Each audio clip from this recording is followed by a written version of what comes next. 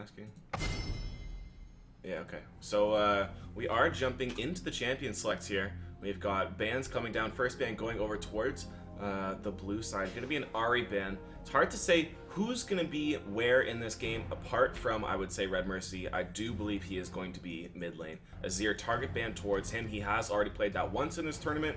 And thing is, honestly, a lot of people don't really know how to play Azir, so he does slide by quite often. But when you find someone who does know how to play that champion, he can pretty much 1v5. That strong of a champion. Yeah. As well, is he not also super well known for Zed? Yes. I know he's got a ton of highlight reels with that character. Yes. I would be surprised if that wasn't banned out here. Yeah. So that's going to go away pretty quickly. And what stage of the tournament are we at right now? I know we've kind of been lingering here for a little bit, but I feel like we're pretty close to the quarters, if not the semis. I think we are into the third round. Quite a few teams have been eliminated. So Zed actually is left open. But maybe Red Mercy doesn't play him as much anymore. He has. I mean, that's kind of been his famous champion for so long. We'll see if there is some sort of takeaway from the side of Team Danforth over there. I'm not sure what they're looking at. Nate Dogg, I do believe, is going to be jungling. Pantheon, his pickup. Nate Dogg, definitely on the lower end of the elo scale, but plays a lot and practices a lot. We'll see if he's learned anything. Yeah. There's going to be a lot of action surrounding a couple of players, so... oh, I was so hyped for that Poppy. Fina level. I don't think that's how he wants it pronounced, but that's how I'm going to say it for the rest of the game. Himself in Red Mercy, there's going to be a lot of action because they're high-level players. There's also going to be a lot of action around Nate Dogg because he's such a bad player. Yeah. I mean, that's what happens in these solo queue hero tournaments. I mean, when you have to deal with someone as terrible as Nate Dogg Jr. on your team, you really just kind of play around it, you know what I mean? You can't just forget him and leave about him as much as you want to. You can't actually do that, otherwise, I mean, he's just going to spread his awfulness all the way around the map. Pantheon has the global ultimate. Wouldn't be surprised if he actually picks up Boots 5 and just tries to feed more often, using that global ultimate to just try and, you know, oh, there's the Red Mercy Zed pickup, so, yeah, Nate's definitely in for it this game. Well, here's hoping he doesn't have to face Red Mercy in that mid lane. Though, we haven't really talked too much, excuse me, about the other players in this game.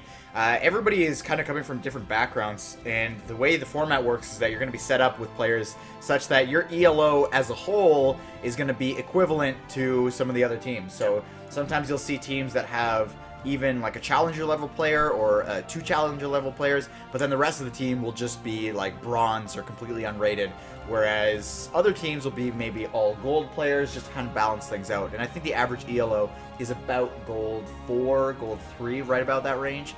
So pretty good tournament, considering I think that is pretty above average in general. Yep, it's just a good representation of the skill that Toronto is able to bring to the playing field here. And we do have the lock-ins as well. It's going to be a good game. I think the Lissandra is going to be a big factor here. Definitely one of the most highly contested picks in the game right now. And then Ezreal very safe. So there's a lot of hard all-in coming in from the side of, I'll just guess we'll call them Team Red Mercy. I'm not exactly sure what their team name is. But Lissandra ult, Zed ult, and then Vi ult as well. Partnered with the just all-around slipperiness that Ezreal has and the pick potential coming out from Thresh. A very nice team comp from them, but if you look on the side of Team Nate Dogg Jr. over there, it's going to be more focused towards that late game with 3 very, very strong late game carries. Final level, taking that exhaust at the very last second just to make sure he'll be able to deal with that Zed in the mid lane. And he, of course, is the highest rated on that team as well. So making sure that they match up their lanes adequately. They don't want that Zed to get out of control. They don't want something like that to happen because it's definitely hard to come back from. Yeah. I think one thing to note, though, is the fact that Janna, to me, feels like she's not really well suited towards this comp. They do have a pretty solid team fight comp. They're gonna do pretty well in terms of being a nice big group, whereas you've got the other team, Ezreal, Zed, Lissandra, they kind of will all want to be doing their own thing. Same with Vi. Nice single target lockdown, but they don't really have that much of a big, rounded AoE group fight. So yeah, it will be tough for them, and the fact that Jan is going to be there to spread them out away from Manassas, who's going to be on the front lines, away from Pantheon, and then Orianna, who obviously wants everybody grouped up, it's going to be a little bit tougher that way. And one other thing to note is the fact that there's not really a good ball carrier outside of Pantheon, but Pantheon's going to be jumping from a distance that's way outside of the ball range. So you know what I think is going to happen here, actually, is I think they're going to try and use the double shields onto Jinx as a late game tool. And I think, honestly, they're not going to want to group up for the majority of the game. They're going to rely on Nate Dogg to try and support the lanes enough to get them snowballing a little bit. And just try and hold the laning phase as long as they can. You can see Janna also has the ability to shield towers. Couple that with the wave clear that Jinx has on her long-range rockets. And, of course, Ariana's got her wave clear. It's just going to be a really safe situation for them. And it's not going to be easy for the opposing team to siege unless they're ready to commit to a dive. Which, in that case, Janna would be pretty good at, just to kind of reset underneath the tower. So they're obviously looking towards that late game. Nasus with 2 shields or Jinx with 2 shields is going to be a ton to deal with. Yes, it is. And one other thing to note as well, up in that top lane, it's going to be Kara versus Blitz 7. Yep. 2 Zeds, not to be mistaken with Blitz 1 Zed. It's going to actually be really tough in the early game for Nasus to farm up that long-range poke. However, if Kara has not taken high damage, and this is the one rune set that I really want to look at, because if she hasn't taken a ton of damage, and it is actually quite a bit of damage. Can you check Nasus as well there really quick? Because I'm wondering if you actually did take health regen runes as well. That might make a little bit of a difference against that Lissandra. Check out the runes.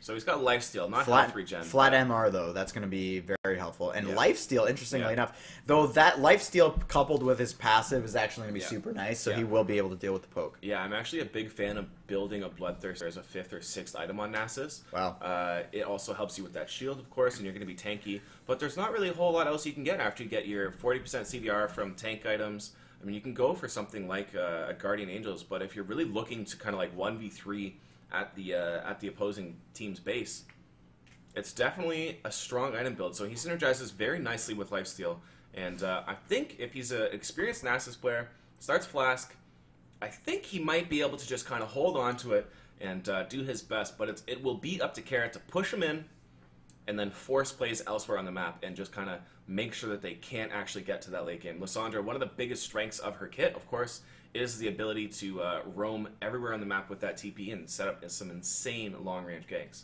Yeah. And you guys heard it here first. If you want to stay in Plat 4, Bloodthirster on Nasus. Okay, so...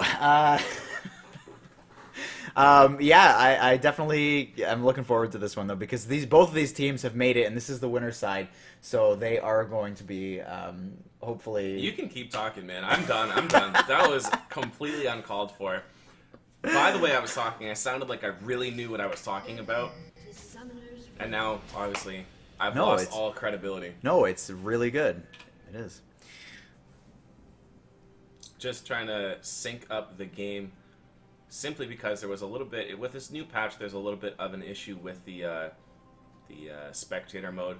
There's obviously a little bit of a delay at the start where you can't move out of the map. And then, are we having some screen flickering? Is that the issue? I have no idea. So if we try to maybe make it into borderless mode, that might help. Yes, that is 100% going to help. I gotcha. Top right. There we go. Beauty. Text. Press play. Ready?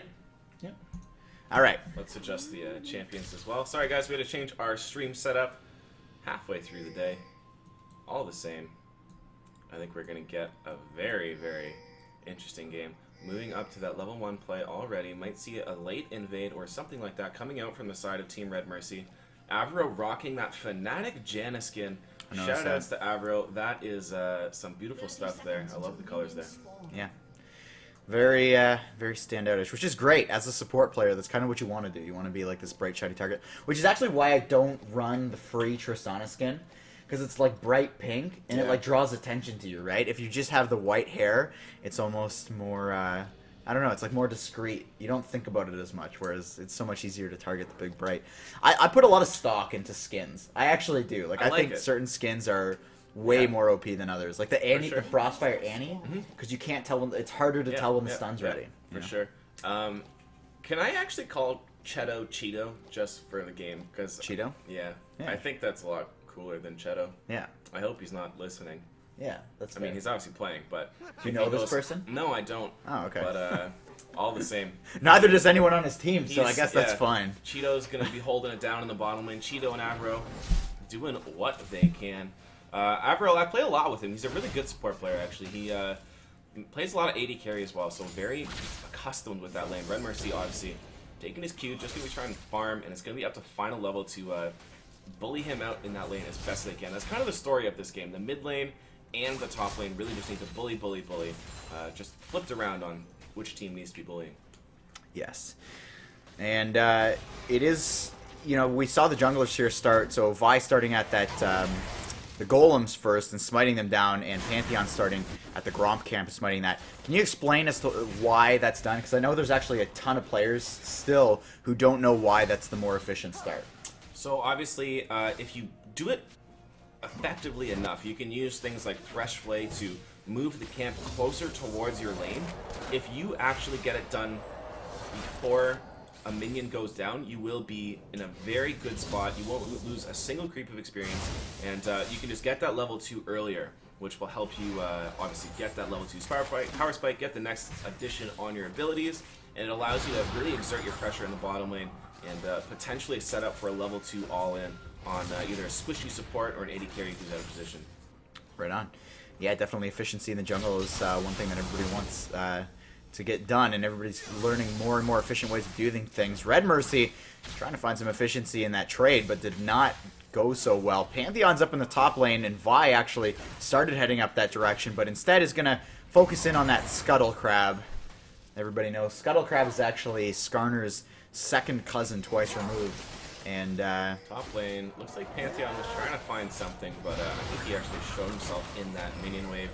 That is Nate Dogg Jr. Not sure exactly what he's trying to play at. Did show himself. Vi knows where he is too, so he's going to find him in the jungle there. Ping's coming down. Both mid laners are stuck in that lane still. Vi's going to back out. Yeah, one of the other things I'm noting here is that Devastated in the bottom lane is actually extremely passive in terms of his farming. He's using his Q when he could very well just walk up and auto attack. I think part of the pressure of being on Red Mercy's team, and that's another thing too. He's kind of a little bit of a star in the League of Legends scene. So being on somebody's team like that, who's not only a great player but really well known as well, you want to impress that guy. So you want to make sure that you don't die, but at the same time, you want to make sure you're taking advantage of the fact that you have more kill potential with your comp than the other side does, right? Janet Jinx is not going to have as much kill potential in an all-in as an Ezreal Thresh would. Yeah, and I really do think that might also be a case of a lack of synergy in that bottom lane. Maybe the Thresh isn't reading the cues from Ezreal. Maybe he wants to go in for a trade or something like that. And maybe Devastated just feels like, at the end of the day, he's just going to try and not make any mistakes, like you said, and just try and be the consistent carry for his team. But if Cheeto and Avro take note of that, like they're doing here, they might be able to kind of punish that. Yeah, and there's the exhaust that goes down. Devastated, though. Really nice turnaround. So it's going to be Janna really low, as well as Thresh. They're both going to be chewing on those last biscuits for themselves. So part of where the big map control factor is happening here, or sorry, the lane dominance is happening, is up in that top lane. You can see Lissandra still has 2 mana potions, still has all 3 stacks of the flask and her health potion. She's going hard on this Nasus right now, who has luckily, brought teleport. But at the same time, he's down a decent chunk of CS. In fact, the largest deficit in the game right now. I can only imagine that's going to continue. If he was able to maintain an equal status up in that top lane early on, then sure, he's still got 3 stacks of the flask for himself, but Kara is just relentless. The thing about that matchup is that Nasus actually really likes to go for a Spear Visage first. He gets the CDR, he gets his health sustained, everything like that. And of course, it's just such a natural build path against something like a Lissandra. Now, I do want to touch very briefly before Blitz 7 does get ganked up there. Yeah, Vi, here we go. In with the Q, misses, and that's going to allow him to flash. Kara jumping forward with the ultimate. Don't know if I like that. First blood goes down. Vi will pick that one up, and that was a little bit of a rough spot. I think Lysandra got a little bit too over-aggressive with that flash forward. Yeah, it's gonna be up to Nasus if he chooses to TP back there and try and receive some minions off that minion wave. Had he been level 6, that would have been a little bit more risky, and I don't think they had a very good tabs on when he was going to hit level 6 either, so definitely a risky play coming up from the side of Red Mercy's team.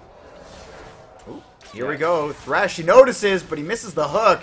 Cheeto is in there. Devastated jumps forward. There's the exhaust. And I think Cheeto going a little bit too hard here. Tries to land the slow. It's not going to be enough damage, though. The minions there still pounding away, but Devastated has way too much health, and that's a really easy pickup.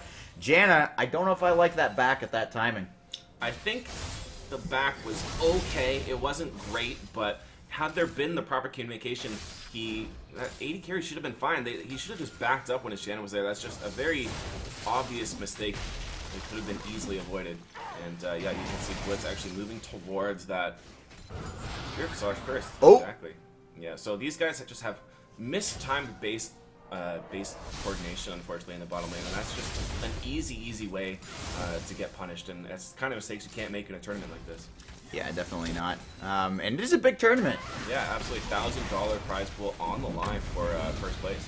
Yeah, could you imagine just like no experience in the tournament scene, and then you just randomly sign up to this tournament as, you know, just yourself, you're used to silver play or whatever it is that you're used to, and you end up winning top prize. You get $100 in pocket per player, plus the riot points, plus a riot skin, and whatever else they got on board. So it's pretty cool little setup, the way that they get to play these tournaments.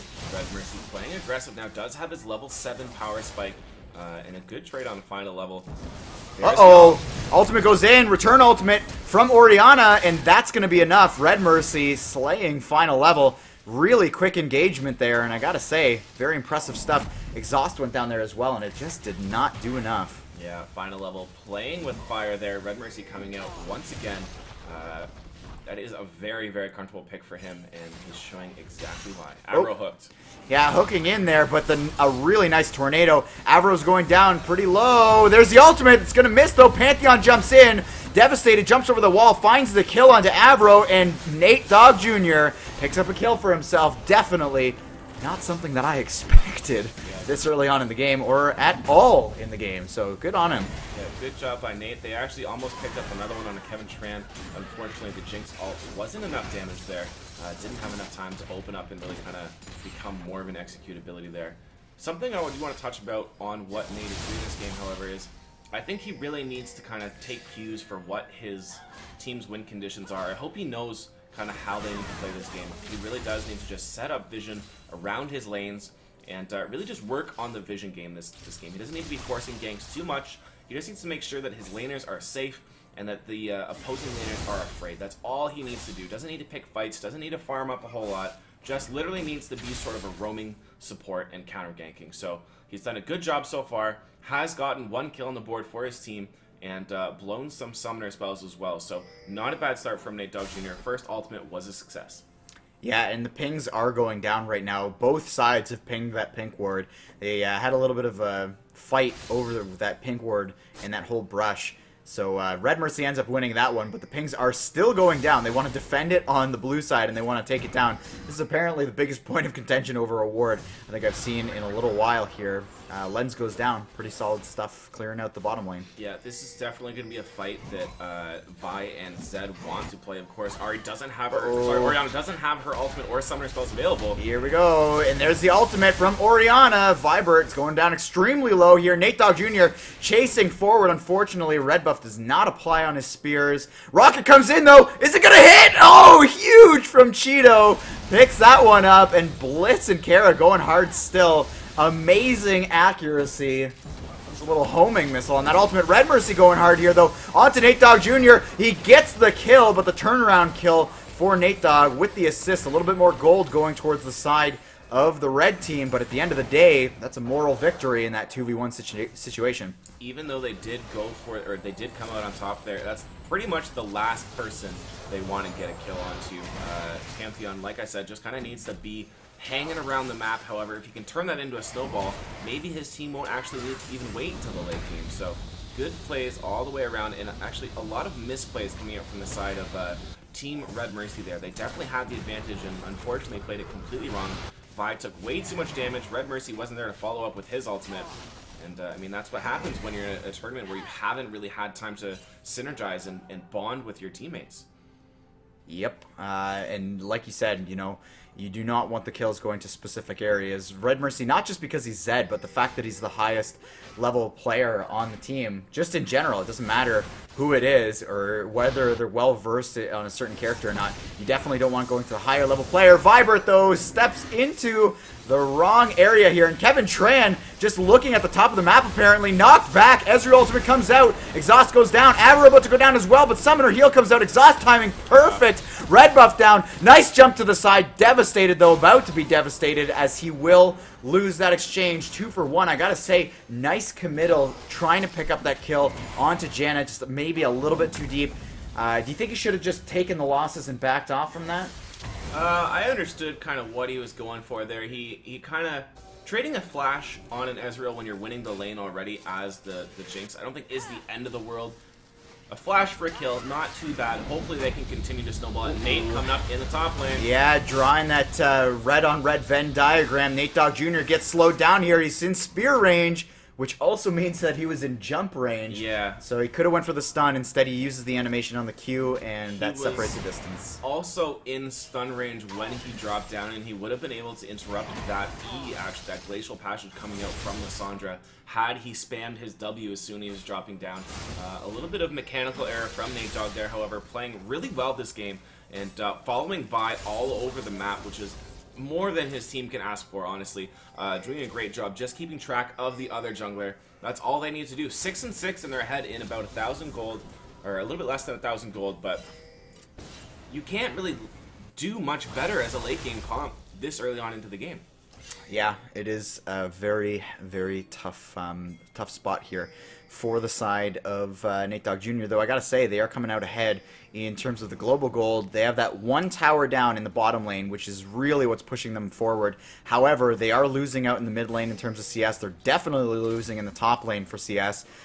Couple of kills like going the way of the jungler, though, so that's gotta be nice for them. And Vibert takes that one down. Avro about to get hooked up here. Bit of tension around this dragon area. She's just gonna ride that lantern out to safety. So I really do want to say that if Zed does snowball out of control, it's basically a timer on the game for the side of Team Red Mercy. If they can't win the game by about 30-35 minutes, Nasus is just going to become unstoppable, and they're going to be in a lot of trouble. Nasus already doing pretty well in that top lane, getting his Q farm stacked, got the CDR as well to help him out with that. So could we actually check on how many stats Nasus has as he's getting ganked in the top lane? Yeah, we definitely can, though Red Mercy getting himself up towards that top lane here. Let's take a look. He's at 168 bonus damage. Says only 17 stacks. I'm not sure if that's accurate. Uh-oh, ultimate goes in. Vi blasted. That was quick. And I mean, that's again a misplay by Vi going into Nate, though. Zed finding that 2v1 again, gets the ignite down, and he jumps the wall. Red Mercy still exhausted, though, not enough damage. Ezreal comes in. Final level. The target, is it going to be enough? He finds the Q! The W, rather. I don't know if I... Oh, Red Mercy, though. With the long-range Shuriken, he's going to get that one. Luckily for the side of Team Red Mercy, their bottom lane and their top lane were able to rotate in time. No teleports used. And, I mean, that's what Nasus' weakness is. Afro hooked, might be engaged. Oh, Lissandra. No Lee Syndrome for Lissandras these days, apparently. Not fully committing with that E. It's just, Vi seems to be putting her team a little bit behind here. Every single time that she goes in for a gank, it does wind up being a turnaround for the side of Team Danforth there. Yeah, and Lissandra now up towards this top lane to defend. She's going to use the ultimate to keep him under tower for as long as possible. But guess what? He is Nasus. Hear him roar. Kevin Tran, rather, is going to go super low, devastated, needs to ride that lantern, finds himself in safety. But, wow, a lot of exchanging in this mid lane here. Yeah, I would like to see when the ultimates come up from Red Mercy and Kara on that Lissandra. I would like to see them actually set up for a dragon here. And because they know those ultimates down, and they realize that that is the power spikes on towards the side of Team Red Mercy there, they're going to start the dragon themselves, which is a great play. Pantheon, I would like to see be saved, but all the same, they're going to secure it. That's the first dragon. Yeah, and that was a smite at 15 HP remaining on that dragon. I don't know if you caught that, but really, really risky smite for sure. Yeah, maybe he was waiting till that Ezreal ult came out. He wanted to make sure that everyone knew he outsmited the Ezreal. Hard to tell at this point in the game. Who knows? Alright, so they're going to have to clear this wave on the red side. Mr. Muskie, what are you thinking about here in terms of objectives? You've got one tower down, you've got a dragon under your belt, you're pretty much in the lead at this point, but there's a massive threat on that Zed, and Ezreal's got 3 kills as well. What are you looking for if you are Team Danforth? Well, I mean, like I said, this is definitely what I expected to happen. NASA should start grouping bottom, most likely, and then, or rather, following whoever starts the split push on the opposing side. NASA needs to keep farming, and then the other guys are just going to hang around mid, and that's all they need to do. Janna putting shields down on the tower, Orianna's shield and Janna's shield onto the person who gets dove, as well as an exhaust. Like, if Zed goes in under tower, I really don't think that he'll be able to get a kill underneath tower unless some serious mistake happens. Even if Kevin Tran lands a hook, it's just, I really do think Danforth has won significantly hard on this early game based on the way that their pick and ban phase went, and it's very significant. Carrot, there we go, Nate gets the stun down that time. Yeah, and this is going to be doom here. That slow, just too much. Nate Dogg Jr. finishes that one up with the spear to the back of the neck there, and like you said before, you can cancel the E from Lissandra. She cannot teleport to the end of it if you drop any form of CC on her, like a stun, a pop-up, silence, fear. Fear. Not a common form of CC. Definitely not. Would not be considered in a lot of instances. Definitely not on trivia shows. It's very often overlooked. Finding it very impressive and confusing at the same time that Nate Dogg has played so well this game. Absolutely the MVP. I mean, just, it seems like he's learned a lot in the last, like, week, I guess, just understanding how he needs to play on the map. There must be some really good shot caller telling him what to do, something. Ooh. Oh, this actually could be a big mistake. Yep. Oh, Ezreal ultimate comes across. Avro goes down pretty low here. Nate Dogg Jr. just ready to rock, man. He's looking for kills. He wants blood. Yeah, so I think that's the old Nate that we've been seeing coming out. They really don't need to force any fights. I think that they should just send Nasus to match towards that Zed, get some armor on him, get that frozen heart, and then final level caught too. This is not what these guys need to be doing. Huge hook, final level. It gets ulted up by Lissandra, and a really clean and straightforward kill.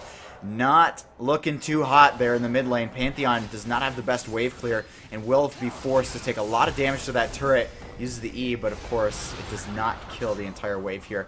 Though they will hold on here. Zed, meanwhile, is stealing that blue buff. Yeah, like they're letting Red Mercy do what he wants. They're not, like, this Nasus is still freezing in the top lane. This is the exact opposite of what your team comp should be doing.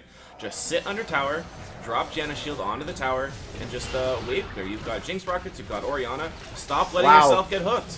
Yeah, no good. And Kevin Tran actually decides not to finish up on the second portion of his Q in that 3v3. I definitely would have went for that one. They were really low and really squishy. I also think that Nasus should have recognized that that lane phase was going to be ending relatively sooner than he could have expected, and should have stopped going to finish that Spirit Visage. Once he got the CDR and once he got the magic resist to just deal with the Lissandra in the early parts of the game, he should have just started building towards that Frozen Heart CDR, getting the Glacial Shroud. You can see Red Mercy can out-duel an Orianna down in the bottom lane any day of the week. She does have a Zhonya's, but he's got his Blade of the Ruin King. So I just think there needs to be a little bit better adaptation. These guys need to know what their win condition is to kind of turn this game around into their favor. Yeah, one of the things I want to note as well is the fact that Nasus, one of the big strong points of Nasus is the Wither. He basically shuts down 80 carries. He shuts down a lot of just 80 base champions. And you would assume somebody like Zed, who is mostly damage based, he would be shut down as well. However, the majority of its damage does come from his abilities. So it's kind of nice in that sense, and in fact, I think Nasus has to rethink who is going to be the main target for his Wither. I would actually think that Vi would be a great target, despite the fact that she is building tankier. If you shut down the attack speed on a Vi, that means that her W is not going to be proccing quite as often, and might be a good way to look at things. Kara, though, getting caught out a little bit here under tower. Nice Q onto final level, and this is looking like the final level for this fight here, as all 5 are grouped in the mid lane. Zed, however, has a different plan on his mind. Zed completely outplaying the opposing team. This is not what Team Danforth needs to be doing. They don't understand their win conditions, and they're just kind of grouping because they're at a loss of what to do, it seems like. They got the first dragon, they were doing so well in lanes, and now they're just giving over this game towards Red Mercy's team. This is a definite lack of shot calling.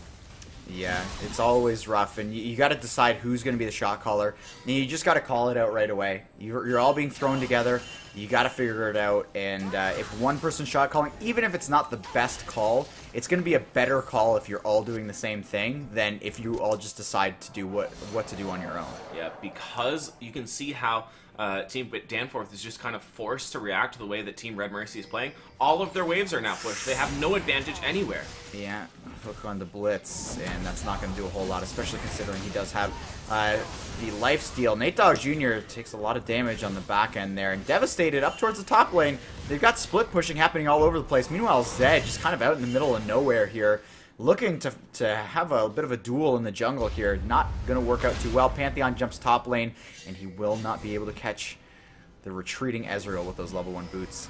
Oh, but here comes Kara in for a fight. He locks down Nate Dogg, ends up picking up the kill, but Blitz is going to flash forward. Or sorry, yeah, Blitz on Nasus there is going to flash forward. I think a little bit unnecessarily. Vibert goes in, final level, gets hooked up here. Devastated, gets exhausted, so to not die so quickly. Nice turnaround kill. There's the ultimate from Jinx, and this could be a really nice turnaround. Final level gets away from this one. Meanwhile, the Golem, for some reason, is chasing pretty far in here. Red Mercy gets withered, and this is a really strange back and forth in the jungle. Looks like everyone will back off, though, but not before picking up this ward. Cheeto has had his Infinity Edge for 10 minutes now, and because they've kind of broken up their lane phase and they really haven't been able to farm anywhere, you can see all he's gotten is his upgraded boots and a longsword. So questionable plays, unfortunately, coming out from the side of Team Danforth. I hate to kind of harp on them so much, but they were just in such a good position, and now they've kind of just lost all advantage they've had. The only thing that's really in their favor anymore is the fact that they have that first dragon. I think it would be a terrible mistake if they actually tried to team fight over the next one. All they need to do is try and get some vision down into their own jungle, farm under tower, and send Nasus to start split pushing. Unfortunately, he's actually gone for a Sheen second, looking for more team fighting. Avro caught out in the jungle. Yeah, that's definitely going to be enough. Killing spree for Red Mercy, and he got exactly what he wanted. He's been camping down in that jungle for a while. Nate Dogg Jr., meanwhile, gets locked up and hooked, and he's dropped. Zed picks up a double kill, and that's going to lead to a nice dragon that's going to buff up their damage for the rest of the game. So this is the difference between solo queue and team play. You can tell that, I mean, Red Mercy just moving his team around the map, knowing exactly what the opposing team is going to do as they fall back into their solo queue habits. There is no shot calling coming from the side of Team Danforth, and they're just getting forced to face check things and not realizing that A, they don't need to, and B, that's the last thing they should do. And going in 1v1, trying to just get wards down there into the dragon area. Big mistakes coming out of Team Danforth. Hopefully they can adapt. They're still in a good position because of how strong their early game was. We'll have to see.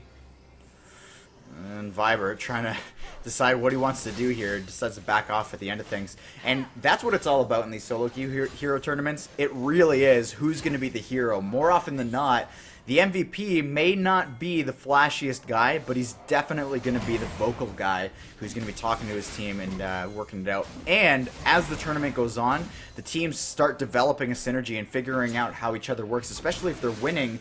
That leads to more talking amongst the team, and you just start deciding what kind of team play you want to start having. Yeah, absolutely. And I mean, I'd really like to see someone like Avro step up here and kind of tell his team what they need to do, or even a final level who is the highest kind of rated player on the team. Good pick up by them here to get this mid lane tower, but once again, if this turns into a base race, it should be an advantage of Team Danforth here. They do have the Nasus, they do have the Orianna. Nate Dogg going in onto Devastated. Don't need to commit that hard. Focus on the towers. Smite going down. They are going to get ahead of this, and they should realize the bases are coming in here from all the way around the map. Let's see what their next play is. I would like to see them set up a pick and maybe fake some sort of objective here. Yeah, and you can see Lissandra was deciding whether or not to go back there. She does end up pushing the creep wave into that turret. I don't know how much life is left there, but Nasus will teleport to that top lane, and it looks like he did have quite a bit of HP still remaining. Nate Dogg Jr. still moves his way up there as well, and everything kind of resets. A lot of ward coverage down for the side of Team Danforth. Team Red Mercy, though, they're coming out in spades here. They've got one tower down to the advantage of Danforth here, but I think anytime a team fight happens, it's going to go pretty decidedly to the side of Team Red Mercy if they can continue to be as aggressive as they have been. They've got a really nice engage comp. I would like to see Avro pick up that upgraded sweeper as well. He needs to help his team get to the late game, and the best way to do that is to clear vision and just kind of hook onto a minion. Could have been really bad there. These guys really need to watch themselves. They need to not stray so far out away from the map. Yeah, and you can see Red Mercy still doing his thing. And this is something that we saw actually in the UTLA tournament yesterday, where Zed was, you know, while he was on the losing side for the first little bit of the game, he just kind of went off and did his own thing. And if you don't send more than one character to try to deal with him, it's not going to go well. So he knows that. Red Mercy knows that he's going to outplay a lot of characters on the other team. He's just going to stick around, do his own thing, and at the very least, he draws one other player, while his team is apparently being directed by somebody, because they are grouping. Well, honestly, certain teams actually... Because I remember when, okay, so the last time that I played the Silica Hero, I was playing with a pretty popular guy named Zot, and we ran mostly split push compositions. There was some Shaco, stuff like that, and my team would actually need me to still shout call while split pushing because they didn't have anyone else who would talk. But as the game went on, as the tournament went on, we kind of learned the tactics, and I think that's starting to happen with Red Mercy and his team here. If he could have controlled them for most of the game, explained what they need to do, even if Red Mercy is still the only shot caller, these guys have a very simple strategy. They just need to set around his floor, wait for Red Mercy to get pressure, and then just try and set picks up, and that's all these four roaming squad need to do. Lissandra, of course, with her 2D can be there any moment. Yep, and she is up on the top lane. She wants to get that split push going here. Meanwhile, Nasus does not have teleport online, and still Zed just hammering down on this bottom lane. Orianna still at full HP, so she's been wave clearing quite well, and she's even got a pink ward in the brush for herself just to make sure that nobody's going to be peeking around out there. In comes Pantheon, though. I don't know if I like this. I think he should have jumped a lot farther than that. And he does have level 2 boots, but he's not moving that quickly, so not so effective. So, big mistake, unfortunately, again, coming here from Team Danforth. These guys don't know what to do. They don't have any answer. Red Mercy going on a final level. He does have his Zonias. Will it be enough to save him? Yeah, and Red Mercy's going under tower, but he jumps forward with the double Q. It's not going to be enough, though. He does get exhausted, and he's forced to flash back, so it will be a flash for flash, exhaust, and ignite down, so all summoners gone, but you can see the caliber of these players. The difference between a good player and a great player is one that can go all in and still find their way out. Both of these guys were all in there, and they both found their way out. Oh, the ultimate hits only minions. In comes Vi. She's forced to run away. Final level picks up that kill, and Red Mercy on the back foot there picks up a pink ward. Gets slowed down, though. Avro looks for the tornado. It's not going to hit. He gets slowed again, though. And there's another slow coming out. Avro, and go with Jinx there, picks up Red Mercy. Definitely not the way I expected him to go down. Huge plays coming out from the side of Team Danforth there, getting themselves back in the game. Hopefully they can get another dragon here. Unfortunately, it's not coming up for 20 seconds, and by that time, Vi will be back. So obviously there's a little bit of miscommunication there coming out from Vilbert there, Vilbert there. And, I mean, I guess he didn't realize that Red Mercy's ultimate was down, something like that. Really need to look to see some armor on that Nasus. He still doesn't have anything that will help him deal with Red Mercy on that Zed, who, look, has 3 items, has so much armor pen, and is now building up to either an Infinity Edge or some sort of item with that BF sword, maybe a Mercurial Scimitar. Could be. Man, I'm just so I'm just unsatisfied with the way that Team Danforth has played this game. Still trying to look for fights here, not playing to their composition strength. Yeah, but really well-played traps there. Forces Vi to walk around, and they used the just couple of seconds to take off the last bit of damage onto that dragon, and another smite goes down. Really well played. They pick up dragon number 2, which is going to increase their stats even further to lead them to a potential victory here, though they are behind in gold still. Yeah, please, Nasus, build some armor. There needs to be an answer to that Zed. Nobody can... Oh, Nate Dogg. Oh, he goes hard. Devastated. Not looking so good there. He's going to walk out, but Nate Dogg, I gotta say, he is just burning a lot of important abilities. Big cooldowns like his ultimate and his flash just to get in there. There's the ultimate for Oriana. Hits nothing. Cheeto, though, going down super low. Vi's the first one to go down in final level, finding some kills. Zed is nowhere to be found. And this is part of the problem here. It's 2 for 1 so far. Kira takes a beating, forced to use a Zanya. Is devastated, being chased as well. Avro super low, forces out that shield. Red Mercy kills him with the ultimate of his own. Final level on the Zanyas. Where is the kill on final level? Down he goes, and Blitz picked up here. Zed, what a superstar with that Ezreal. Picks up the final kill. Cheeto does go back, so they're going to have to deal with him on the back end, but at the end of the day, it's going to be a 3 for 4 exchange, and they're probably going to grab this turret. Devastated was untouched in that team fight. You can still see still has full health, and Red Mercy, of course, coming in late, cleaning up effortlessly, picking up a quite pretty looking double kill there, making it look fancy, looking it look easy. That is Red Mercy. You guys should check him out on YouTube. He's got even nicer plays than that. Quite a Zed god. He is paying us a percentage of every subscriber and every dollar that he makes off of YouTube because we're plugging him, right? Yeah, well, I mean, he is just such a good-looking guy, so generous, so funny. You guys should really check him out. He is. Yep. Actually. Though I don't think he actually puts his face in many of his YouTube videos. No, but his voice alone is just... it's chilling. It is, quite. All right, red buff going down here. And that's about the most exciting thing happening right now. Ward coverage, though, going around Baron area. Looks like no slowing down on the action here. 15 to 15, a really balanced game, and this is actually pretty impressive considering the solo queue tournaments. The way the games typically work out is they're super one-sided.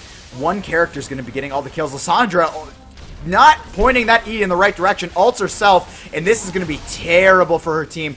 Ultimate from Ezreal comes across, and they're going to try to start an engagement with those cooldowns being burned from Team Danforth. Pantheon jumping in. Vibert gets punched against the wall here. Final level, forced to use that Zanya's. Red Mercy in there wreaking havoc. Picks up the kill, jumps back, picks up another kill on a Jinx. 2 of the big damage dealer goes down. Nasus finds the kill onto Zed after all. Nate Dogg Jr. super low as well. Vibert picks up that one with a beautiful Q, and at the end of the day, Blitz on Nasus, forced to run away from this one. Not having ultimate as well, and he's got teleport online, but will Kevin Tran be able to find this one? Scuttle Crab blocks the path a little bit there. Kind of OP.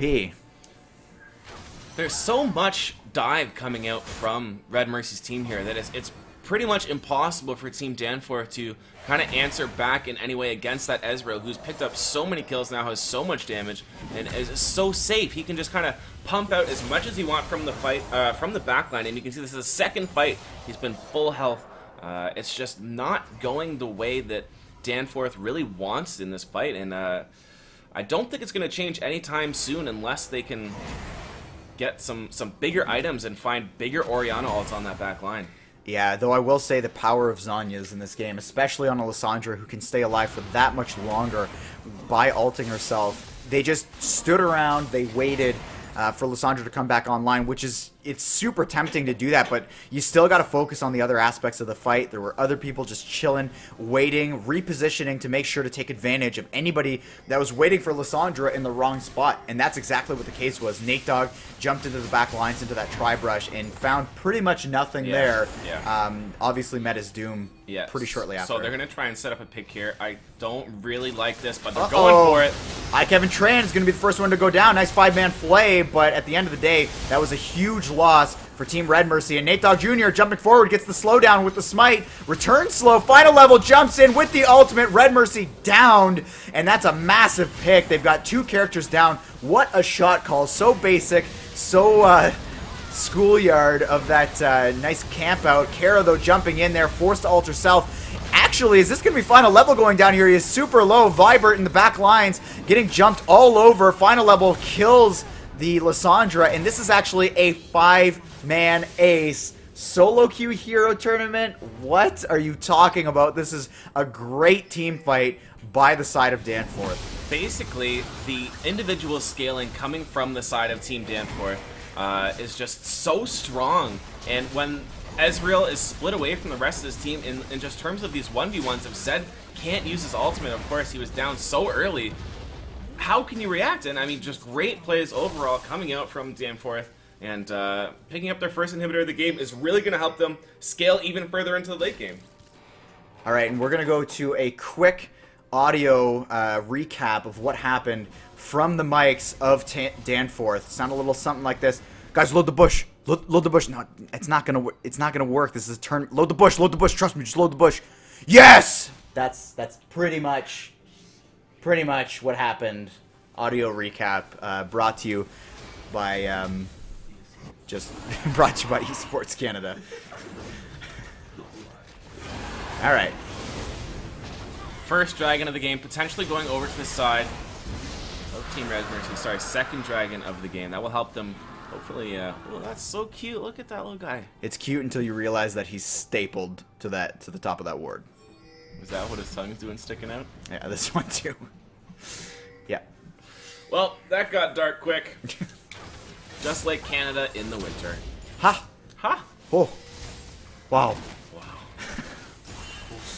All right, so everybody loading up the bottom lane now. All background noise is brought to you by Edward Scissorhands. by Edward Scissorhands, Johnny Depp. Okay, so I really hope that they finally have learned how to play this comp, and I really hope they send someone to deal with Zed if he does decide to split push, because they've gotten an advantage now. They've got that mid wave pushing. Send Nasus top, send Nasus bottom, and hang around that Baron. You've got so much advantage now. You can win the game so easily. You won so hard in the picks and bans. Please, guys, just split up your team a little bit. And stop trying to force these engages unless you find a pick. Oh, Red Mercy. It looks like they do find the pick, but there's the ultimate returning. They did get the ultimate from Orianna down, but Blitz will pick that up. This could have been perfect, though. They grabbed the Baron from this one, and that's going to go down really quickly. They need to make sure to get down to the bottom lane. They're okay to sack the tier 2 turret, but I would not like to see them lose out on that tier 3. Red Mercy, do you think that was intended? Obviously, he didn't want to die down there, but do you think that he realized that he was going to be allowing his team to do Baron? Yeah, I'm just not sure if Baron was the right choice instead of inhibitor. Big Flay, 5-man, here we go. Massive ultimate from Orianna, huge ultimate from Lysandra, and this is absurd.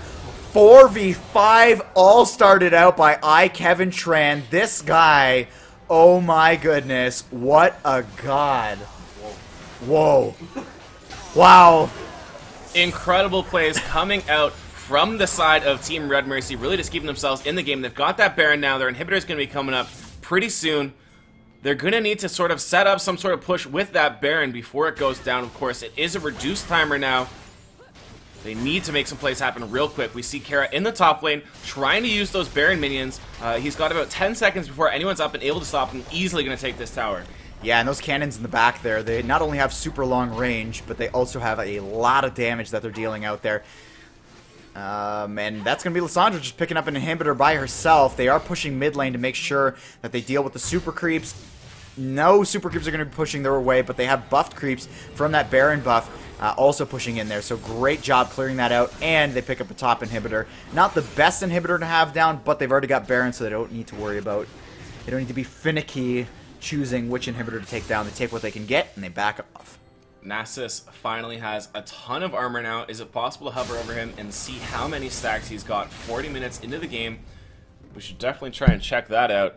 Of course, it was a little bit bugged last time, but an extra 400 damage onto his Q now. So apply that with the Sheen as well. Like to see him finish up that Triforce pretty soon, and he's definitely getting to the point where he should be a late game Nasus. Honestly, 400 extra damage really isn't that much. He hasn't had a lot of time to go split pushing, but he is very tanky, and that Wither will help out if they do find the correct team fight. Important to note that despite the fact that he is building pretty much full tank, the only damage item he does have is that Sheen. It's not really even that considered that big of a damage item. He still got nuked by the 4 members coming out of Team Red Mercy there.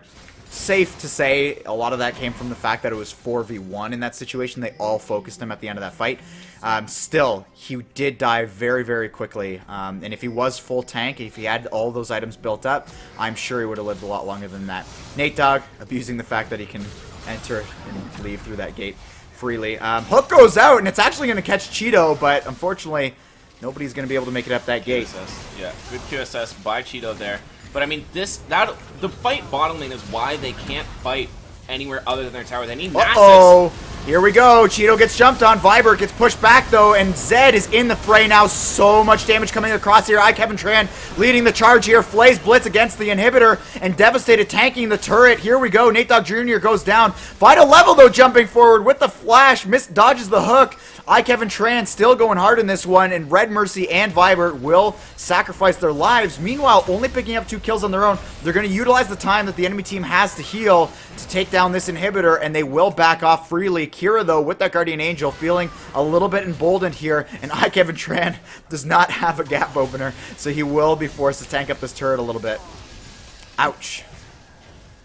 That is 2 inhibitors down for the side of Team Danforth here. Baron is now off of Team Red Mercy, and we can tell, of course, Team Red Mercy just playing phenomenally, using their comp to the way that it needs to be played. And I mean, that's kind of the thing about this solo queue hero tournament. The easier the comp to play, the easier it is to pull it off, and the more success you're going to have. And Red Mercy on that Zed, he is one of those press R champions, and once he presses R, once Vi presses R, once Lysandra presses R, everyone knows what to do. Each one of, okay, let's go get him ability.